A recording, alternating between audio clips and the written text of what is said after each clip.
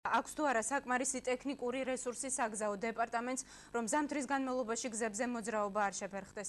უმაღლეს საბჭოში უწყების ავტოპარკის განახლების აუცილებლობაზე საუბრობენ.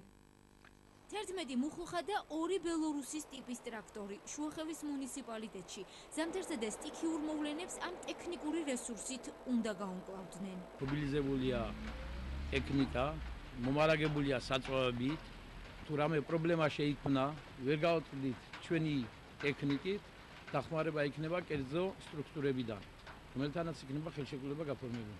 ტექნიკას კერძო სექტორიდან საგზაო დეპარტამენტი შეზღუდული რესურსის გამოქირაობს.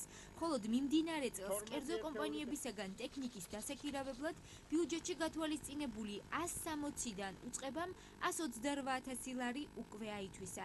77 ერთეული მძიმე ტექნიკიდან მუშა მდგომარეობაში ზამთარს 65 ხვდება. წელს ავტოპარკი მხოლოდ 1 ერთეულით განახლდა. 7 ახალი ტრაქტორის შეძენაა დაგეგმილი მომავალში. რაც დღეს აქვს აჭარის ავტომობილური გზების დეპარტამენტს ბიუჯეტი, ამით შეუძლებელი იქნება ფაქტიურად მთლიანად აჭარისთვის მუნიციპალიტეტებს, რაც ესაჭიროება ამ ტექნიკის შეძენა და დაკმაყოფილება. მე ვფიქრობ, რომ რაღაც ეტაპზე ჩვენ აუცილებლად დაგვჭირდება ტექნიკის დაქირავება. ტექნიკის სიმწირის გამო ჩვენ ნამდვილად არ ვაფერხებთ სამუშაოებს.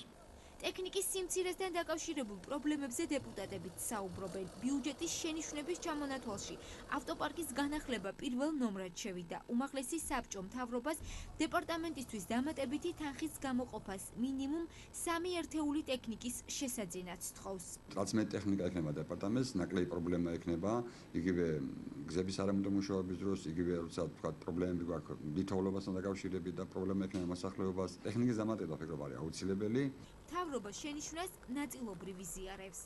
მიზანშეწონილად მიმაჩნია, რომ მის შეძენა განხორციელდეს 2015 წლის ბიუჯეტის ცვლილების დროს, ვიდრე მიმდინარე პროექტში დამტკიცდეს, ვინაიდან ფიზიკურად მიმდინარე ზამთრისთვის მაინც ვერ მოხერხდება მის შეძენა.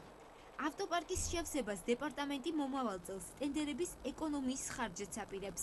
ახალი ტექნიკის შესაძენი ფინანსების მობილიზებისთვის კი დაგეგმილია წყობრიდან გამოსული მძიმე ტექნიკის რეალიზებაც.